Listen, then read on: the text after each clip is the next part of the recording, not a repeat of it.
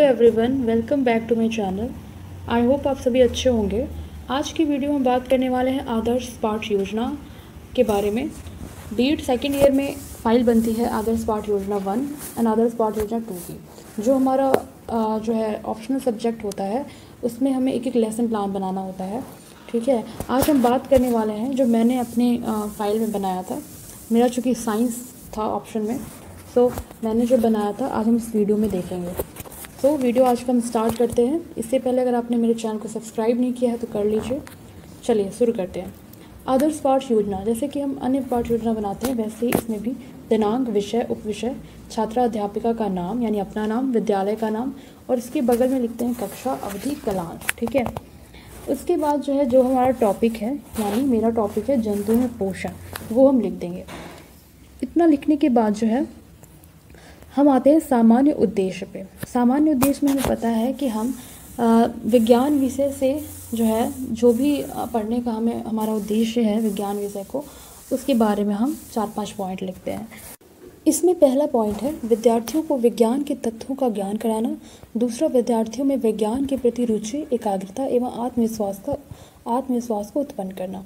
तीसरा, विद्यार्थियों में कल्पना शक्ति, तर्क शक्ति आदि का विकास करना।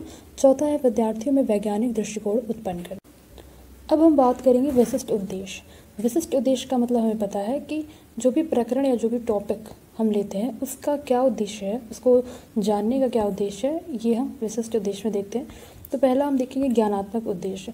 तो जो छात्र हैं वो जंतुओं द्वारा खाए जाने वाले जो है भोजन को जान सकेंगे। दूसरा है बोधात्मक उद्देश्य, इसमें होता है छात्र मनुष्यों में होने वाले पाचन तंत्र को समझ सकेंगे। तीसरा है क्रियात्मक उद्देश्य, छात्र जो है आहार नाल के विभिन्न अंगों के महत्व को समझ सकेंगे।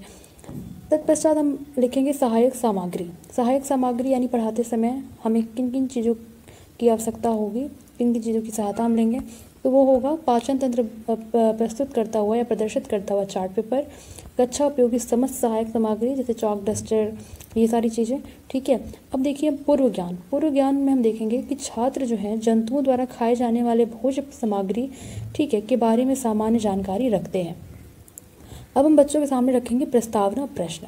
प्रस्तावना प्रश्न में छात्रा अध्यापिका यानी मेरे द्वारा या जो भी शिक्षण करेगा उसके द्वारा प्रश्न पूछा जाता है और बच्चे जो है इसका उत्तर देते हैं। पहला प्रश्न रहेगा, हमें अपने कार्यों को करने के लिए किसकी आवश्यकता होती है? बच्चे बताएंगे ऊर्जा की। दूसरा होगा ऊर्जा की प्राप्ति हमें किससे प्राप्त होती है? बच्चे बताएंगे भोजन से। भोजन ग्रहण करना और इसे पचाने की क्रिया को हम क्या कहते हैं? बच्चे बोलेंगे पोषण। पोषण के बारे में आप क्या क्या जानते हैं? बच्चे नहीं बता पाएंगे, वो मौन रहेंगे और यहीं पे समस्या आ जाएंगी। अब जो है उद्देश्य कथन में हम लिखेंगे, बच्चों आज हम जंतुओं के पोषण के बारे में विस्तृत अध्ययन करेंगे। ठीक है, प्रस्तुतिकरण में हम लिखते हैं, प्रस्तुतिकरण में हम पूरी जो है जो भी हमारा टॉपिक है उससे संबंधित सारी चीज़ों का व्याख्या हम करते हैं प्रस्तुतिकरण में। तो इसमें हम 4 कॉलम बनाते हैं। पहला होता है शिक्षण बिंदु का, यानी हमने क्या क्या टॉपिक पढ़ाना है। दूसरा होगा छात्राध्यापिका कथन का, यानी पूरा व्याख्या का जो है इसमें होगा। छात्र क्रिया, यानी छात्र उस समय क्या कर रहे हैं जब हम व्याख्या दे रहे हैं। और उसके बाद श्यामपट्ट कार्य। ठीक है, पढ़ाते वक्त श्यामपट्ट कार्य को हम यूज़ कर रहे हैं तो उसमें हम क्या क्या लिखेंगे वो। अब देखिए, हम सबसे पहले पोषण को डिफाइन करेंगे। जीवों द्वारा भोजन ग्रहण करना और इसे पचाने की क्रिया को हम पोषण कहते हैं, यानी न्यूट्रिशन कहते हैं।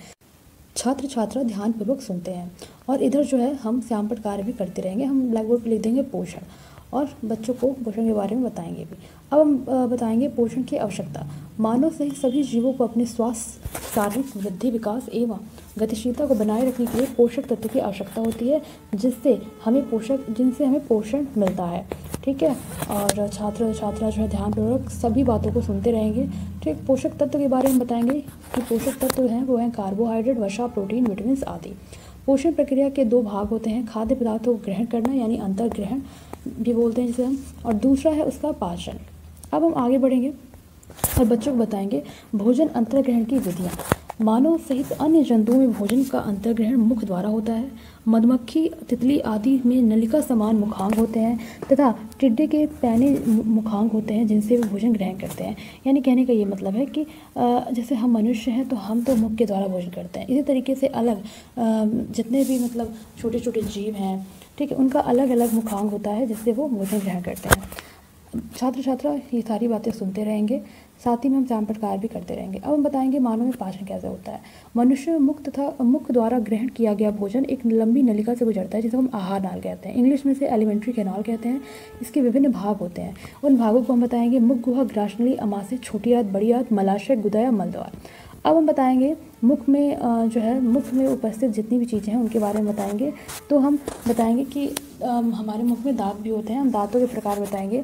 4 प्रकार के दांत होते हैं। कृंतक जिसका काम होता है काटने का, रत्नक फाड़ने का कार्य करता है, अग्रचर्वणक पीसने या चबाने का कार्य करता है, और चवर्णक ये भी पीसने और चबाने का कार्य करता है।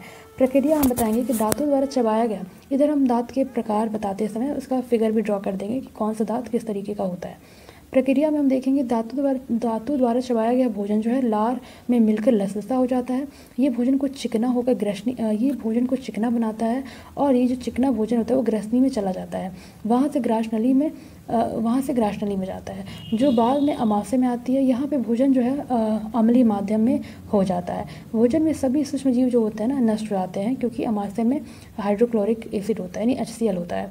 अमाशय में भोजन छोटी आंत में पहुँचता है, जिससे प्रोटीन अथवा वसा का पाचन होता है। छोटी आंत में भोजन का पूर्ण पाचन होता है, जिसका उपयोग कोशिकाओं द्वारा शरीर की वृद्धि एवं जैविक अन्य क्रियाओं के संचालन में किया जाता है। भोजन का अनुपयोगी भाग जो होता है ना बड़ी आंत में पहुँचता है, इसके बाद मलाशय से होते हुए गुदा द्वारा बाहर निकल जाता है। अतः हम बच्चों को फाइनली ये बता देंगे कि बच्चों पाचन प्रक्रिया के चरण क्या क्या होते हैं। पाचन प्रक्रिया के मुख्यतः 4 चरण जो है पोषण जो प्रक्रिया है वो 4 चरण में पूर्ण होती है। पहला होता है अंतःग्रहण, दूसरा होता है पाचन, उसके बाद अवशोषण, फिर स्वांगीकरण, उसके बाद बहिक्षेपण। छात्र छात्रा ये सारी बातें सुन रहे होंगे, सारी जो भी व्याख्या हम देते हैं वो बच्चे सुनेंगे, साथ ही में हम सैंपल कार्य भी करते रहेंगे ताकि बच्चों को अच्छी तरीके से समझ आए। अब हम देंगे बच्चों को मूल्यांकन प्रश्न। मूल्यांकन प्रश्न में हमने जो भी पढ़ा है उससे रिलेटेड प्रश्न बच्चों को देंगे, ठीक है। बच्चों का आकलन करने के लिए पहला क्वेश्चन हमारा रहेगा पोषण कैसे कहते हैं, दूसरा रहेगा पोषक तत्वों के नाम बताइए, तीसरा रहेगा आहार नाल क्या होता है। उसके बाद कुछ बोधात्मक प्रश्न भी हम बच्चों के सामने रखेंगे, जैसे हम बच्चों के सामने पूछेंगे कृंतक का कार्य क्या है, बच्चे बताएंगे काटने का होता है, चवर्णक का कार्य क्या होता है, पीसने या चबाने का होता है, पोषक तत्वों के नाम बताएं, बच्चे बताएंगे प्रोटीन, कार्बोहाइड्रेट, वसा, विटामिन आदि। उसके बाद जो है निरीक्षण कार्य होगा। निरीक्षण कार्य जब जो भी चीज़ें हमने सैंपल पे लिखी हैं बच्चे उसको अपनी कॉपी में बता रहे होंगे, और इसी का निरीक्षण जो है पूरी कक्षा में छात्र अध्यापिका घूम घूम कर करेंगे। उसके बाद हम देते हैं फाइनली गृह कार्य यानी होमवर्क।